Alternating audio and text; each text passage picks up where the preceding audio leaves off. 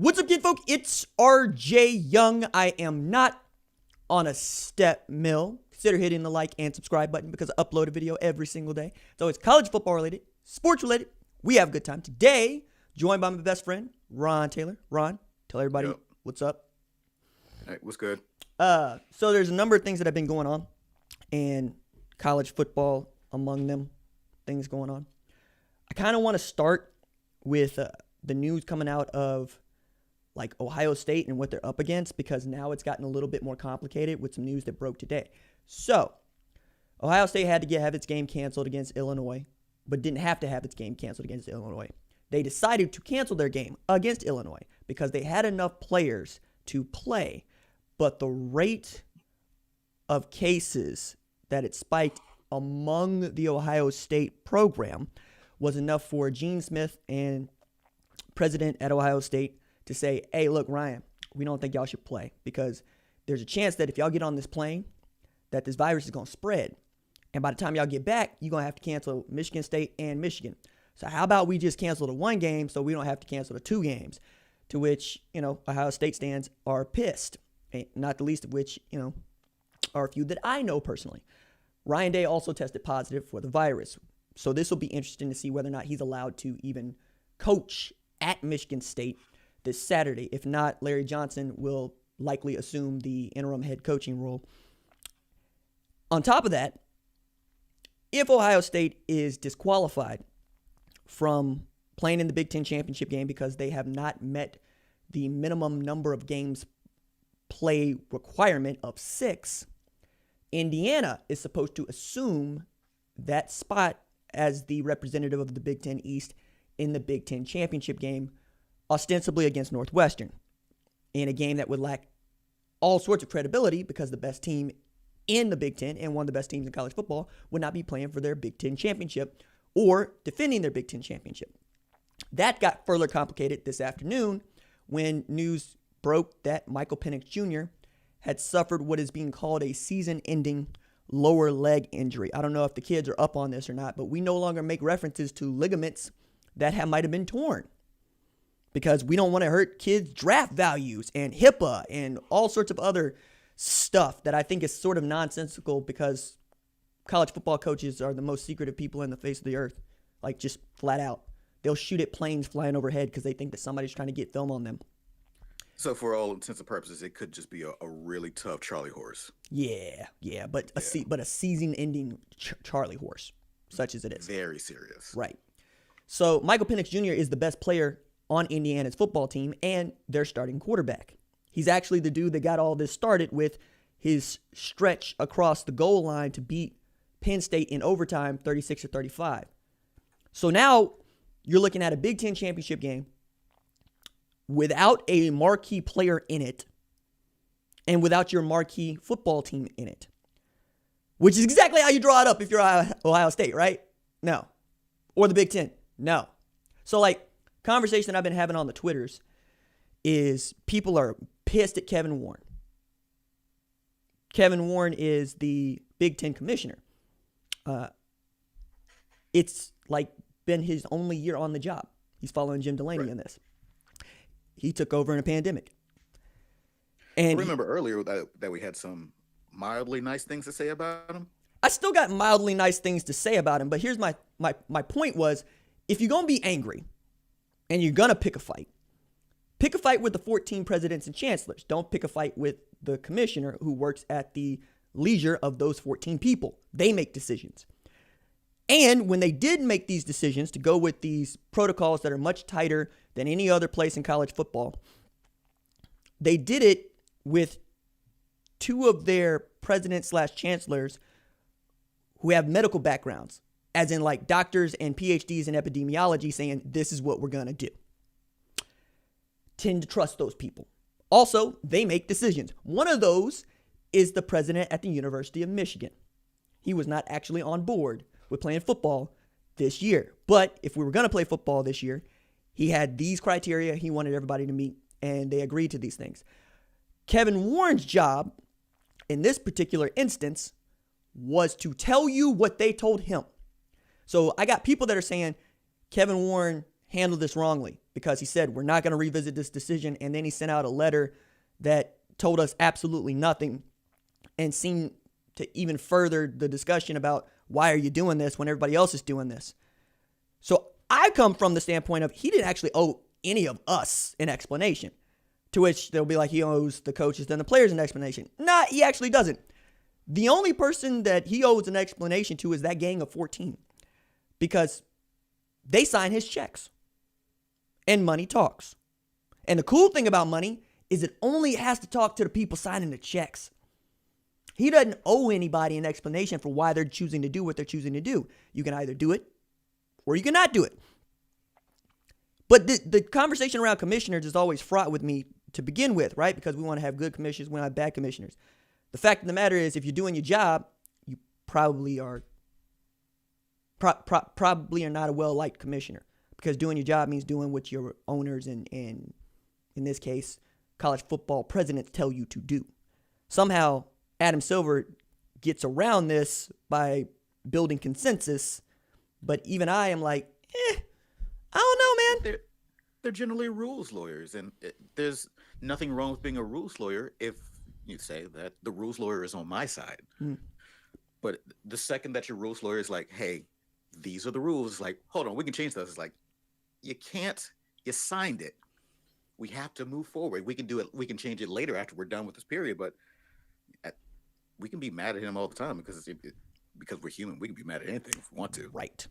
Like I say that America's, want it, don't sign the contract. America's pastime is not baseball. America's pastime is not football. America's pastime damn sure ain't basketball. America's pastime is suing people because you're angry, because you're mad, right? This is why we actually have all of these treaties that get broken all the time, continue to get broken. We create new laws to benefit our capitalistic system.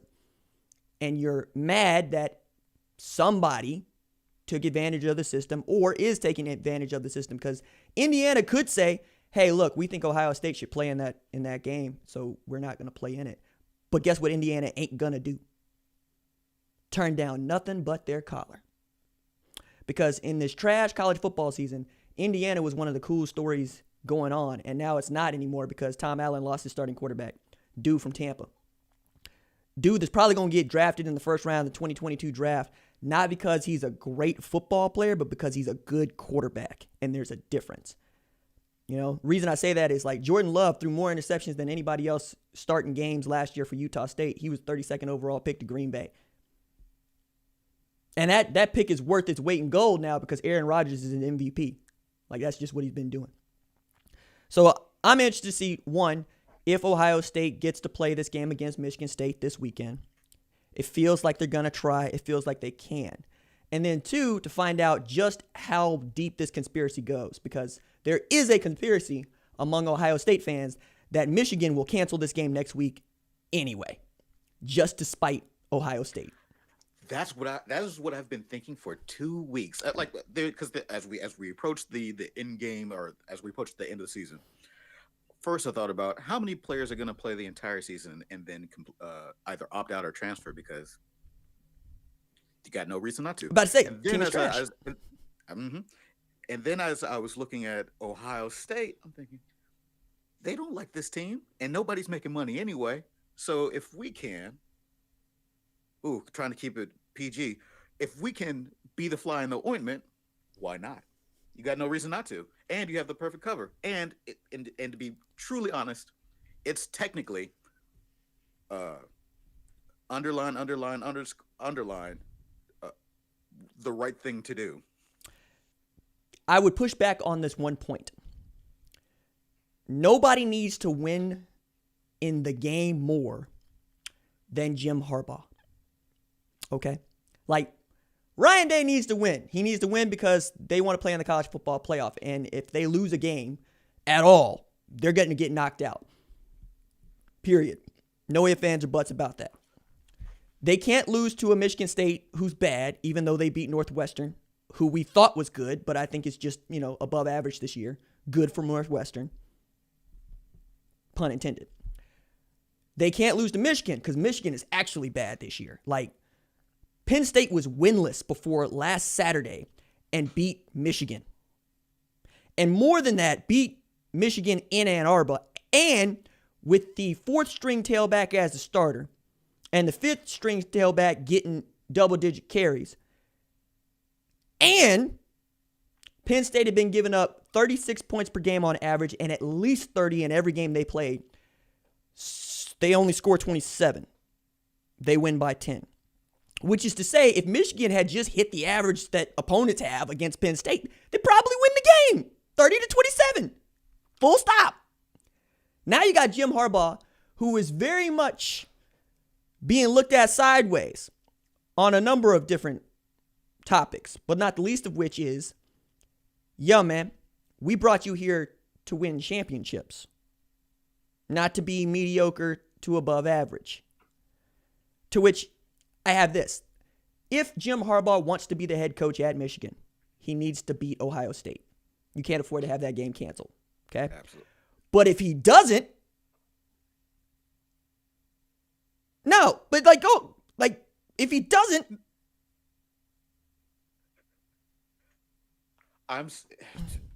Chaos movement. There's no to do well to win against the Buckeyes. There's a part of me that if I am the big time irrational college football fan, it's like I don't just want to beat my rival, I want them to lose, and I want them to lose in a truly grand way that is like both heartbreaking and something in a way that you can't come back from. And if you have just a little bit of rationality in your Wolverine fandom, you think, okay, what's the best way we can beat Ohio State? It would be for Jim Harbaugh to get up onto at a pull a press conference, go up to the pulpit, whatever it's called, and push up his glasses like he's Gendo from Evangelion and be like, yeah, it's looking like the tests are not looking too good. We might have to we're going to have to call this game. And like, I know that's like the easy conspiracy theory, but man, may I? Please. I'd like to thank all of y'all for coming into this impromptu press conference. And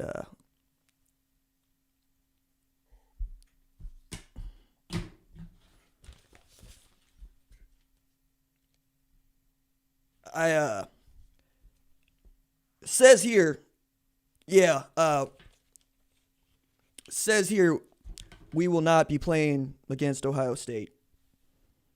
Says right there, we have just gone over the threshold of positive cases for University of Michigan. I am disappointed that y'all are going to have to give me the buyout.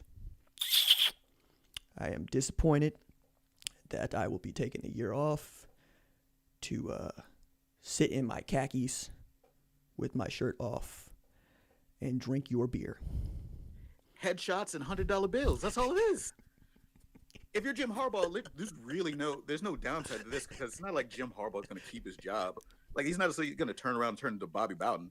Nah, he's out of there. No, but here's the thing, though. Like, he's really getting buzzed to be an NFL head coach. I don't understand that. I don't get that. I mean, I can make an argument for a retread because that's what society has become. We retread, right? We don't go get new, burgeoning, up-and-coming talent. No.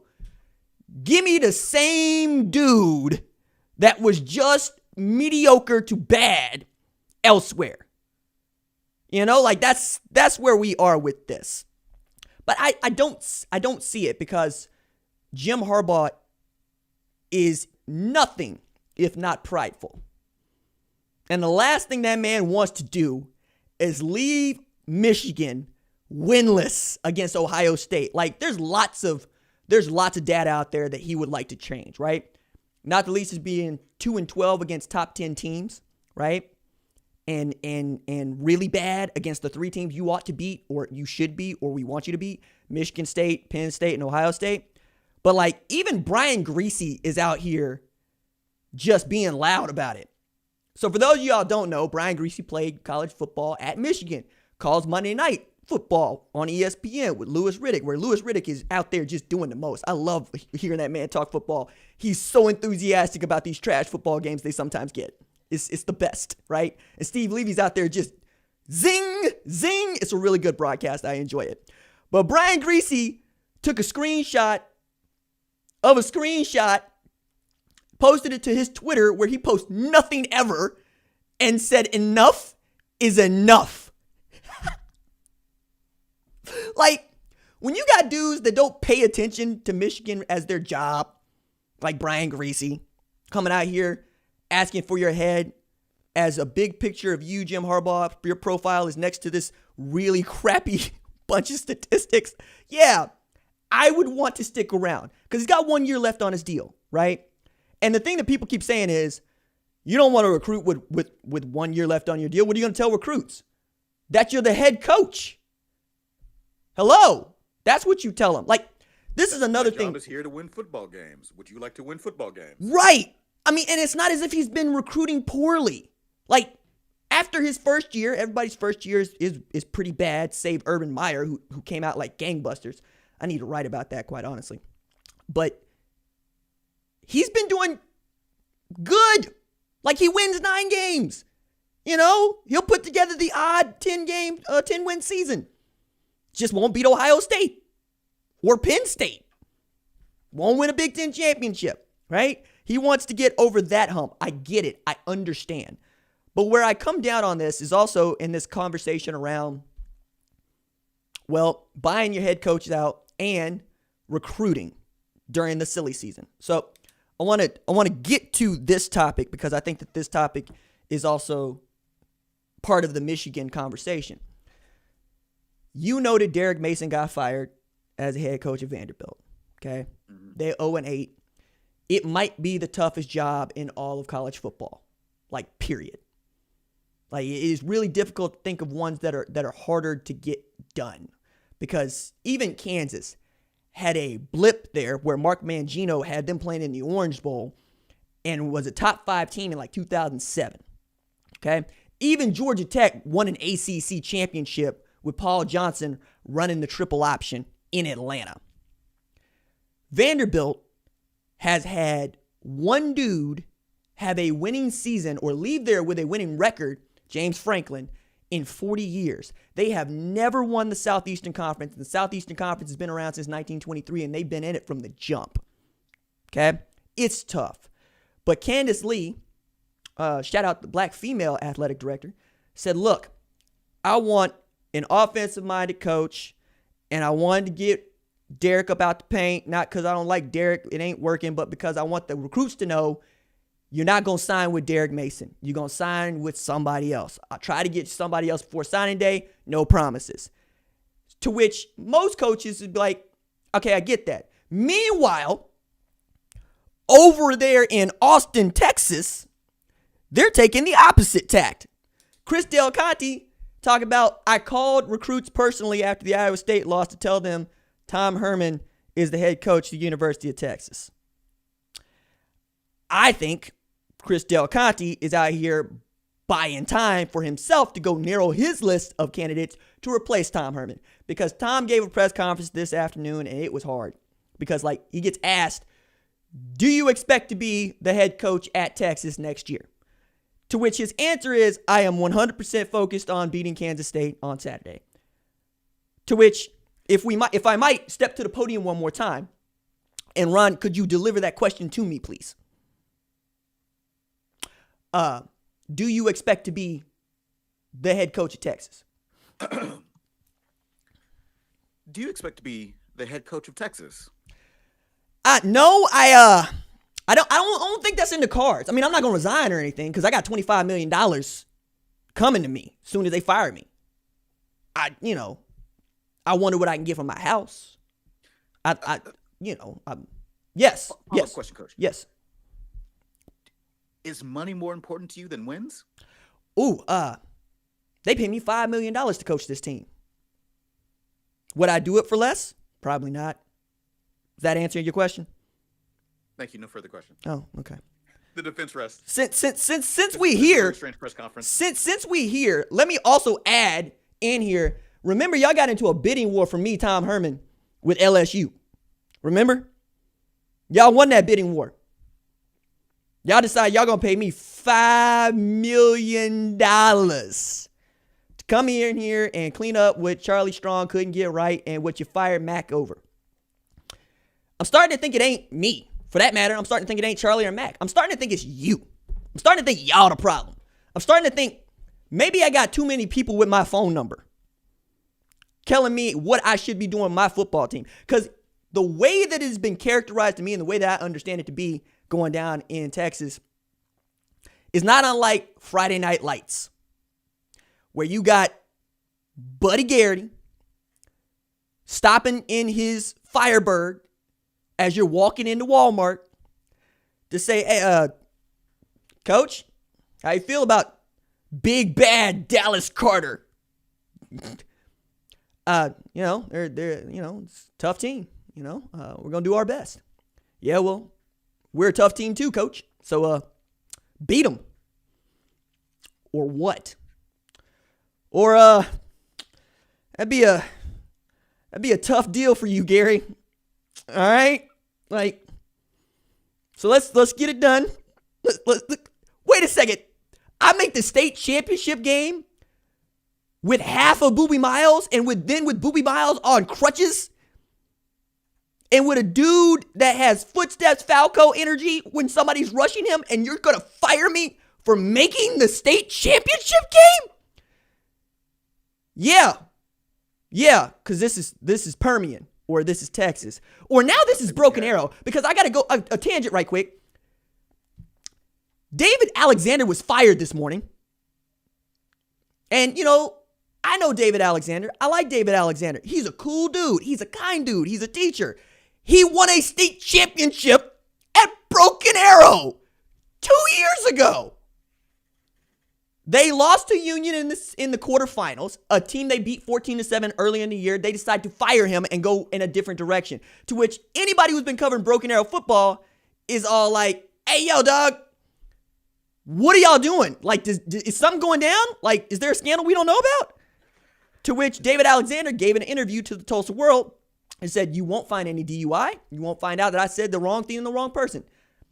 I didn't win the state championship for 2 years. You got to win state championships here. Unlike how we scandalize the professional college sports, I don't imagine that there's any sort of leverage or nip tuck style drama that's going on behind the scenes here. I think this is going to be straight up old fashioned. Somebody walked into the wrong office and said the wrong thing to the wrong person, because that's how high school sports is. Because it's all about who you know and how you know them. So I'm not going to say that David Alexander is at fault, but I'm saying that the problem is probably it's deliciously mundane. Oh man, look. I want to respond to that, but first, $10 super chat here from It's Your Boy Chris Fields. A movie scene interpretation of LSU versus Alabama game this weekend. The shooting scene of the movie The Players Club. Saban yells, if there's anyone who doesn't want to get murdered, GTFO. Love that.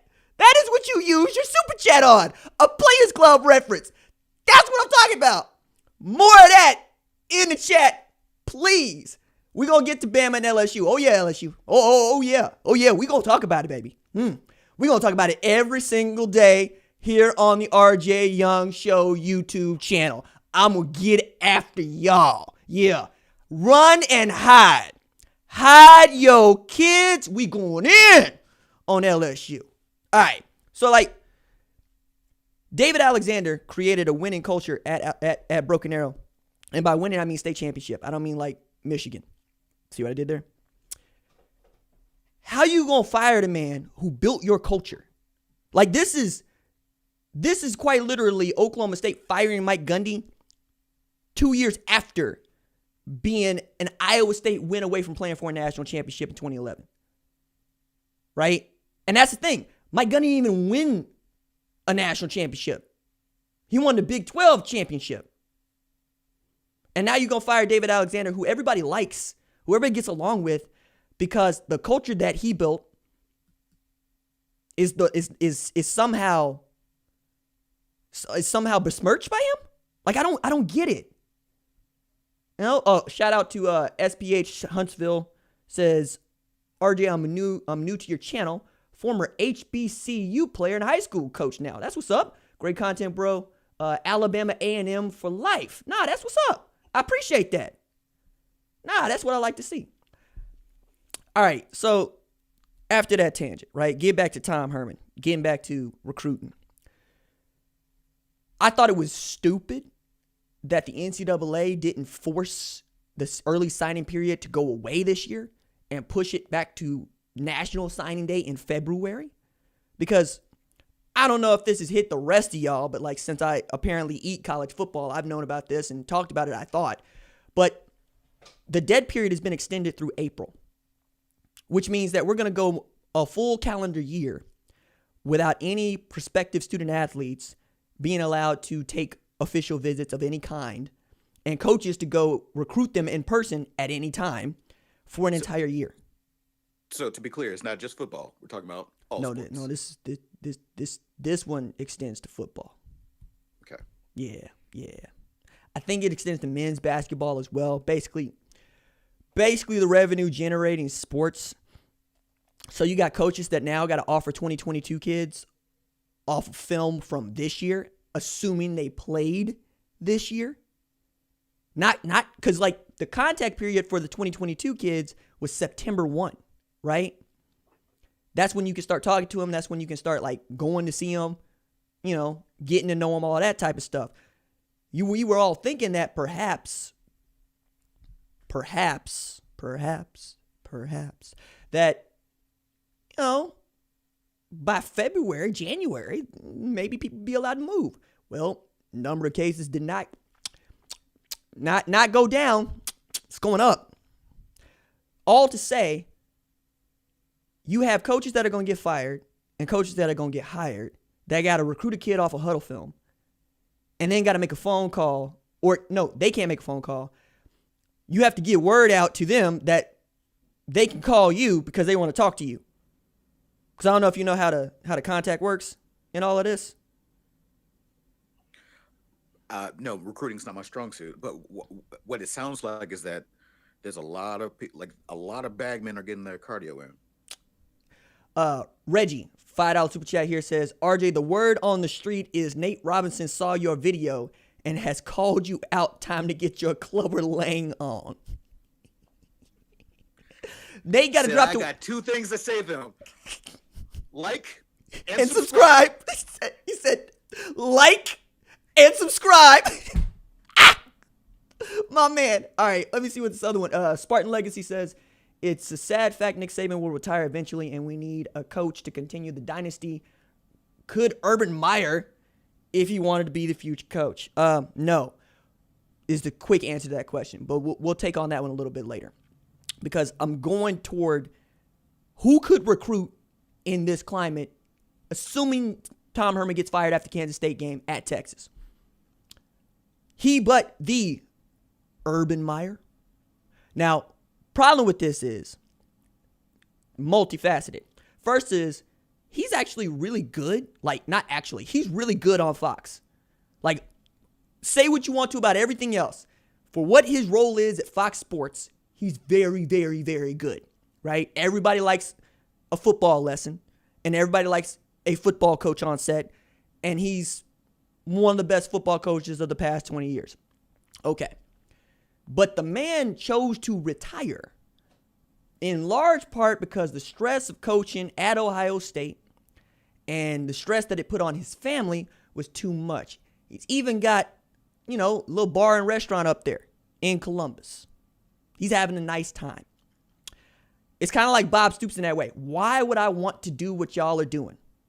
Why would I want to quite literally take on those headaches once again? There is not enough money in the world right now for me, if I'm Urban Meyer, to take the job at Texas. I can't trust y'all to leave me alone. What are you going to pay me? What do I need more money for? I won national championships in Florida. I won national championships at Ohio State. And when I took the job at Ohio State, I took the job saying to my family, I'm going to get to the volleyball games. I'm going to return phone calls. I'm going to put the phone down at dinner time. You can't do that and recruit at Texas. Mm-mm. And football won't tell my body I will kill you. I feel like that's a pretty good motivation to not want to work at Texas. But it's true, though. Like, the other part about Texas that's wild is, we've talked about this before, and I think it's starting to make it into the popular discourse finally. Texas had that one stretch with Mac where they were good, right? They had that one stretch with Mac Brown where they're good. But outside of that, you got to go back to basically 1969 for the last time that Texas was consistently good, and college football was not integrated at the time, okay? Like, Texas still has the distinction and will always have the distinction of being the last all-white college football team to win a national championship, okay? So much so that Darrell Royal admitted to Billy Daughtery at Michigan State that him not recruiting the kids coming out of the Beaumont Triangle had really hurt him with his friends and in recruiting when it came time to recruit black players. So much so that Michigan State had built a national championship team off of talent in the Houston area 6 years before. Like, I love all of that. Right? Houston, like the program that is Houston, built its entire identity off of dudes like Elmo Wright, dudes that Darrell Royal just would not recruit. And then, Bill Yeoman stumbles into inventing the veer and making an absolute monster at Houston, destroying people in the Southwestern Conference. All right. Then there's this bit. They won 7 outright conference titles in the last 40 years. Bob Stoops won 10 conference titles in 18 at Oklahoma. What I'm saying here is, when are we going to start treating Texas like we might treat Texas Christian or Ole Miss or Mississippi State? Right? When are we going to start treating Texas like Michigan? I mean, we're doing that now. Well, you and I are. Us, and probably anybody that's listening and whoever will watch this later has been treating Texas as the team that is not quite back yet. As we said before, like, Texas is exactly as back as they've classically been. I think that you can win at Texas. I'm sorry. Theoretically, that's the problem, is that anybody could theoretically win at Texas, because we've looked at their recruiting for the past 20 years. It's been very good. There are times when they've had a lot of people get drafted in the first round. It's just that you have no room to fail at Texas. And that's the thing that is so confusing more than anything else, is that you don't have any room to fail at Texas. Like, well, people are going to be on your back. It's like, this is the thing that we talk about all the time. It's like, you got to win at Texas. It's like, but why? No, you got to win everywhere. But why are you telling me this? Why is it so difficult to give me some room to remove some players that I don't want, get some players that I do need, make some changes to my coaching staff, and then put together a program that could potentially give Oklahoma like a battle, in the aggregate. But he did that. Like, allow me to respond to this after I get to the super chat by Alakazam, which is Matt Patricia to Texas, and also Alto of high-ranked Texas players, also of high-ranked Texas players, go elsewhere now. P.S. Again, BV ain't going nowhere. Love the show. Brent Venables ain't going nowhere because that's a Clemson fan. You're going to have to explain the rest of me of that. I'm sorry, dog. And welcome Coach P to the community as a join member. You can, if you're on the desktop, you can go to the subscribe button. Just below it's a join button. You can join up in the channel. It's like 99 cents a month. I make like over 100 videos, so it's less than a penny a month. Anyway, a penny a video. Tom Herman got to be 7-6, win a Texas Bowl, right? So that's bad. That's your first year, okay? Coming off of quite literally an excellent 18-month stretch that he stretched into 4 years and lots of money at Texas. You got to be good enough to play again, to beat Oklahoma, right, in 2018, 48-45 with Kyler Murray quarterbacking. Then you lose to Oklahoma in the Big 12 championship, and you beat Georgia in the Sugar Bowl. You go 10-4, which to me is like going 8-5, right? More or less. Yeah. Okay. Like, you get 10 wins, but 4 losses is, you're not moving any needles there. And most Georgia fans would tell you that Georgia team did not care to be in the Sugar Bowl against Texas. They thought they ought to be playing in the college football playoff once again. DeAndre Baker, who won the Paycom Jim Thorpe Award that year, didn't even play in the game. Okay? Now, 2019, you feel like you might have something because you're in that game against LSU. You lose it dramatically, but the better that LSU team got throughout the year, the more likely people were to say, hey, you know who played them close? Who played them well? Texas. But Tom Herman ran a death camp to start August, and a lot of his players ended up getting injured and hurt. And by the time you got to go and try to beat up on Oklahoma, you can't do it. You get sacked 9 times, Sam Ehlinger. Jalen Hurts announces himself with the gold hat, or as my mama would call it, that ugly hat. Then you proceed to lose to Texas Christian and a Baylor team that was down to the 3rd string quarterback. And then you get it all together to go beat Utah in the Alamo Bowl, a Utah team that also doesn't want to be at the Alamo Bowl because if they beat Oregon, they're playing in the college football playoff. Instead, they lose to Oregon. Oregon goes to the Rose Bowl. Oregon beats Wisconsin to get the Rose Bowl win. So what I'm saying is they got an opportunity, or he got opportunities to fail. Because I don't know who else could go 7-6, 10-4, 8-5, and not call that failing in the eyes of Texas, pun intended.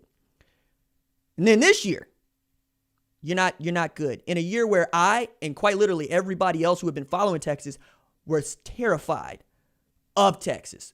Because after going 8-5, you got to blow up your entire coaching staff. Bring in brand new coordinators, brand new schemes. You brought in Mike Yurcich from Ohio State, who had run up all these points at Oklahoma State. You brought in Chris Ash, who was your partner at Ohio State, got fired from Rutgers, also getting the buyout money, so you ain't got to pay him all that much money as your defensive coordinator. And you have quite literally the most talented roster in the Big 12. This is your year. And you lost the Red River rivalry in quadruple overtime. You managed to knock off an overranked Oklahoma State in Stillwater. But you dropped the game that you must win against Iowa State to get back to the Big 12 championship at home. Giving up the booty in Austin for the first time since 2010. I graduated high school in 2010. I'm in my 30s. I'm Jesus' age when y'all nailed him to the cross. Okay? If I'm Tom Herman, I'm not begging you to buy me out, but I'm not gonna make it. I'm not gonna make it hard. Also, Alakazam getting back in here to say, alto of good Texas football. Alto of good Texas football players don't stay in Texas. Also, good Texas football players don't stay in Texas anymore. It used to be that way. No, they stay. They go to Texas A&M. They go to Texas Christian. They go to Baylor. They go to Houston. Some of them go to LSU, Alabama, Oklahoma, Ohio State. But like, Ohio State recruits well out of Texas because they win. I mean, that's a compliment that we paid the state of Texas for forever. Yeah. Texas just has a lot of talent. Texas players go all the time. That was a big dig on, like, that's the Monday morning quarterback dig on Mac Brown, is that, did you see all those all-American, all-conference dudes that show up at every other university that came from Texas? Why haven't they been playing quarterback wherever? Well, I mean, that was the thing in Austin. No, and you're right, because like, to your point, like with Mac Brown, it was like, evaluation is the thing. We're going to get who we want. Did I pick the right guy? Did I offer Robert Griffin III at defensive back or quarterback? Did I offer Johnny Manziel at defensive back or quarterback?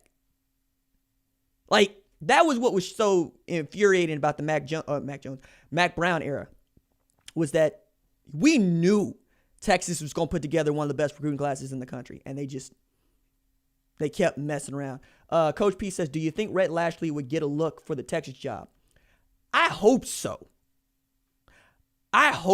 Like, until Philip Montgomery decided to put together the most memorable Tulsa season in 10 years, I was looking at him going, anybody want to go get Rhett Lashley down there in Miami to go coach TU? And now Rhett Lashley out there with a one-loss Miami team that is begging and praying that Clemson catches an L so they can slide into the ACC championship game.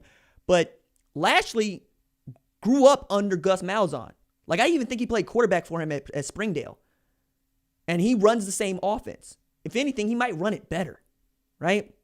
And what he did at SMU, putting them on the right course, a course they haven't been on for 30 years, going to Miami, getting De'Aaron King, getting Miami back to being something like good. You know, a year after Manny Diaz was, we all going, is he going to get fired? Because he got beat in the not in the sweatpants bowl, in the bar bowl. In the bar bowl, in the bowl named after a bar, Walk-On's Independence Bowl, by a team from Ruston, Louisiana. I mean, Rhett Lashley has saved lives. Quite honestly, Rhett Lashley has saved lives. But would he be a good head coach at Texas? I think so.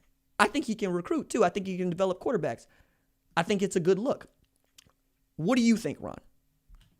I think that it's going to be an uphill. I truly can't see an avenue where Texas gets to be great again until the other teams in the conference truly have some sort of unfortunate downfall. Like unless Oklahoma hits the skids, Iowa State no longer decides that they want to play good football. I can't think of a coach that I could imagine going to Texas besides the ones that are already amazingly good right now. Like if Nick Saban decided to change the locks and go to Texas, yeah, Texas will probably be okay. If Dabo decides to leave Clemson and go to Texas, yeah, Texas will probably be pretty good. I think that Rhett Lashley going to Texas, like I like the style of football that he puts on the field. I think that he's really creative, and I like his background. But there's nothing there. Like, it's not Rhett Lashley, it's Texas. I don't see how anybody can go there and succeed. No, I 100% get that. And that's something that they're going to have to deal with and answer for. It probably means they're going to pay through the nose for whomever they go get. Because, like, sneaky to me, right? Sneaky to me. Give Joe Moorhead another chance. I mean, he was doing great things at Penn State. Didn't go so well at Mississippi State. Now he's offensive coordinator at Oregon. Might be a dude that you want to take a swing at. I know that everybody has Graham Harrell at the top of their list because that's where I go immediately. Go get the favorite son of Ennis, Texas, right? Go get the coach that was the quarterback for his dad. Dude that put Texas Tech on the map for real. You know, Harold Crabtree to beat Texas. Yeah. Like, that's the dude that I would go get if I'm going to go do this. And I would say, here's your 6-year contract, paying whatever it is it takes to get him away from USC. And we swear for the Lord, we will leave you alone and we will stay out of your way. So now I want to get to the headline topic. The thing that I put first among the semicolons of things. Number 1, Alabama might ruin LSU. Now, there are a number of ways to go at this, Ron. But like the way I like going at this is the stuff that ain't happening on the football field. Because that's way more fun. That's way more fun. So to start with, you had Ed Orgeron tell us around about September that he thought every last one of his kids had contracted the coronavirus at one point or another. Okay? And going back, we can go back before that. When his kids decided that they were going to take it upon themselves to march up to the president's office at the height of Black Lives Matter and tell them what's really good. Ed Orgeron didn't know that this was going on, which is clue 1 about what he doesn't know is going on at LSU. And then, races up there to try to do something. Okay. Then you get beat by Mississippi State, which we wrongfully believed meant that Mississippi State was good. No! Maybe not that they were good, but that they were going to be fun. And they have, that's the knife through my heart. That Mississippi State has not been fun this year. Well, no, they've been fun the last 2 games. The last 2 games, they've been fun. Dudes that no longer want to play football are gone. He started a new quarterback named Will Rogers, and that dude is getting buckets. Like, he's going to break a bunch of records. He keeps this up. Okay. But are they good? No, they're fun. They just lost the Egg Bowl, and they lost to Georgia. All right. But they got that LSU pelt. Mm-hmm. Can't take that away. No, you can't. You get to frame that. Right? Because, like, when we talked about, the SEC West division, like, as an all-timer back in, like, January, we were like, man, that Mississippi, like, They got LSU off the bat, man. That's going to be a problem. And then the more we look at it, we're going, wait a second, is LSU going to be good? No, I don't think LSU going to be good. By the summer, I'm saying LSU's going to catch 5 losses. Do you know what gets to happen on Saturday, Ron? That we can rack up number 4. Oh, that's 5? Ooh. And it's Alabama. Like, what I love most is that they had the game postponed, right? Or canceled, depending on how things go. And then the SEC comes out right before the weekend and says, yeah, LSU, y'all going to have to get that Alabama smoke. Right as Alabama has distinguished itself as the best team in college football. Matter of fact, like, I was thinking about this. If we went back to like the Bowl Alliance portion of college football era, like when did that, the UPI and the AP would have Alabama at number 1. Right? Like that's how it would go. And they'd be the national champs. Now, you get Nick Saban back on the sideline, who's got to be pissed that he missed the Iron Bowl. And you get a Mac Jones who's going, Kyle Trask, huh? Kyle Trask? Okay. And you get a Devontae Smith that's going, Kyle Pitts? Is that who y'all think? Okay. All right. Okay. And Pete Golden's defense has been lights out since the Ole Miss game, right? All right, hold up. Let me try to chain of thought here, because $10 super chat. Reggie says Texas is going to write a blank check to go out and get Hugh Freeze, Rhett Lashley, Brent Venables, Larry Fedora, Todd Monken, Steve Sarkisian, or do they dare bring back Mac Brown? Nah, man. Like, Rhett Lashley's the only dude there they got a shot at. Nobody wants Larry Fedora. Steve Sarkisian would be interesting, but I think Steve Sarkisian is living his best life right now. It's your boy Chris Field says people are really calling the Vandy game she based palmed. What? If you're talking noise about Sarah Fuller, you can take your $5 back. It's fine. If you're not, reframe that. This is a pro Sarah Fuller podcast until she milkshake ducks or something like that. No, I mean, like she's gonna stay on the team, and she got on a Zoom call and called out the culture.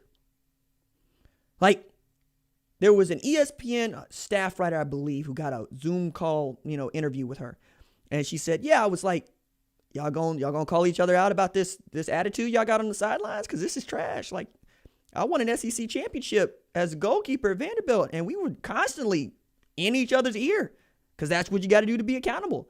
And then she had coaches coming up to her saying, "I've been waiting for somebody to say that for so long." And I'm like, oh no, that's Derek Mason's. That's what you were supposed to be doing, homie.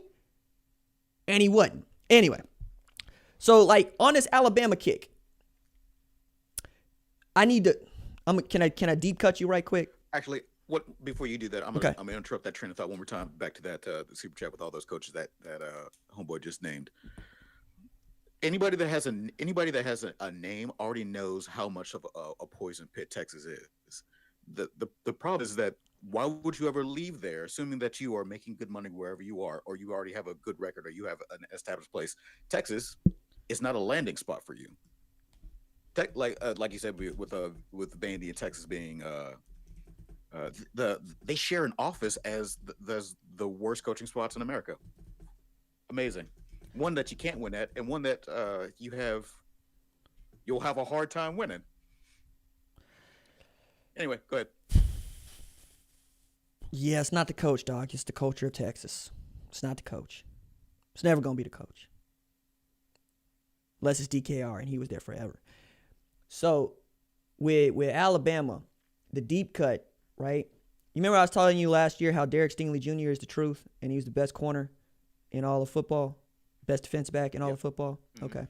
And I got outvoted when it came time to vote on, finalists and Paycom Jim Thorpe Award semifinalists and whatnot, because he's a true freshman. It's like, hey, we got to see some stuff, RJ. I'm like, but he's so good.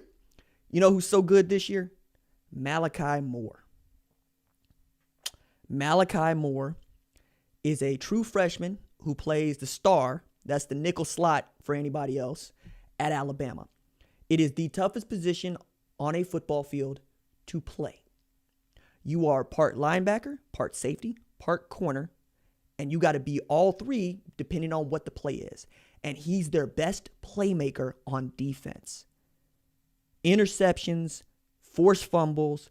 He will cover your slot dude, which is usually your big old tight end, or your fastest dude.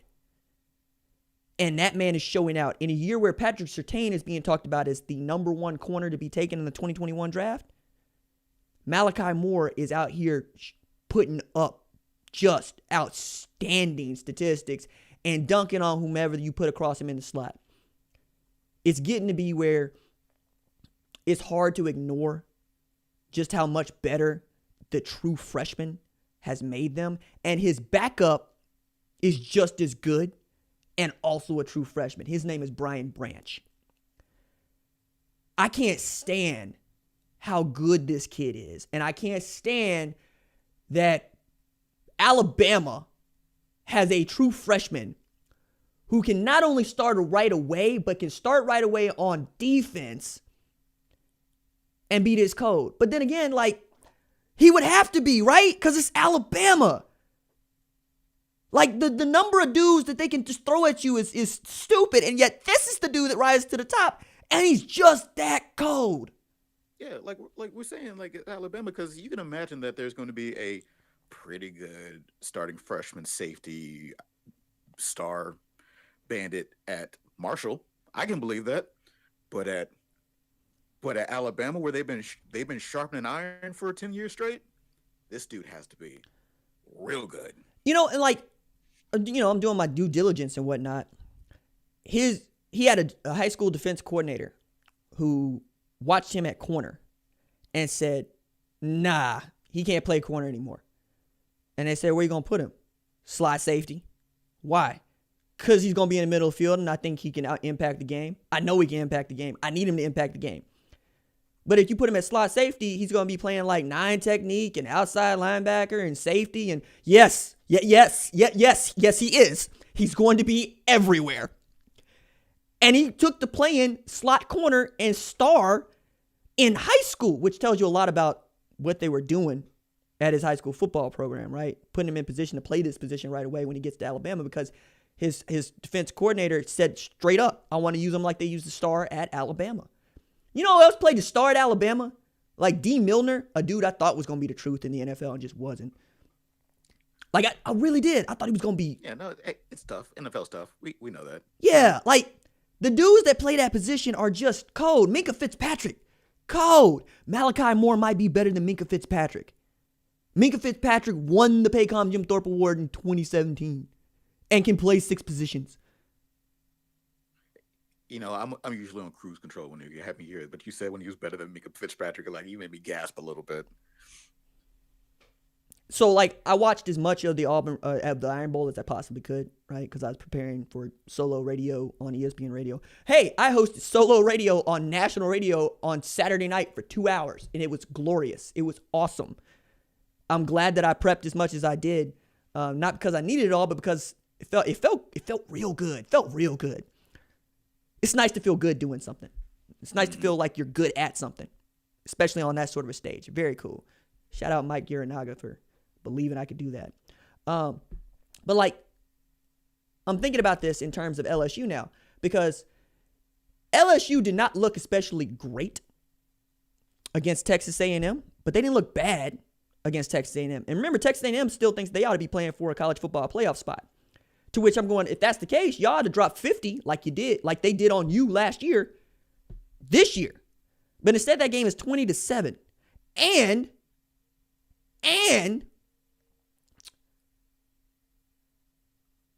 I can't believe it. And Alabama played 2 true freshman quarterbacks. Like, they couldn't decide who was going to be worse, Max Johnson or TJ Finley. All while both of those dudes outplayed your senior quarterback, Kellen Mond, who was something like 11-23 for 104. Like, if not for Isaiah Spiller carrying the load, 141 yards, like 2 TDs, they might lose that game to LSU, who was not playing well. Like, Jabril Cox is getting into, Jalen Weidemeier's ear and making it duff, but I'm thinking there's pass interference going to be called one way or another sooner enough. Aeneas Smith, not Aeneas Williams. Aeneas Smith is nice. Man, we getting old. I pulled Aeneas Williams out. We are. I pulled out Southern. Ainias Smith is cold. One of these dudes on offense that plays 4 positions.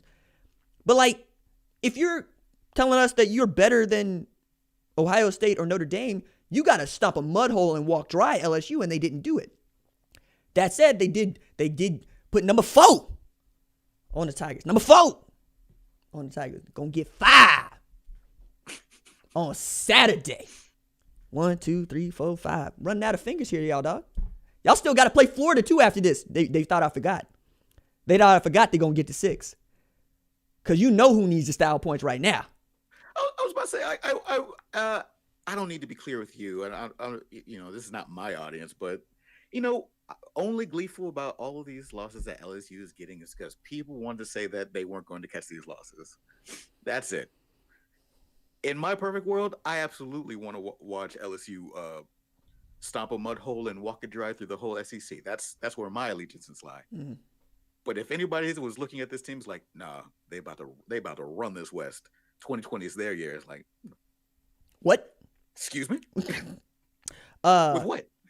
How? From who? And now here we are, looking at number 5. Oh my God. Kerry Harrell getting in here with the $5 super chat right quick. What's good, RJ and Ron?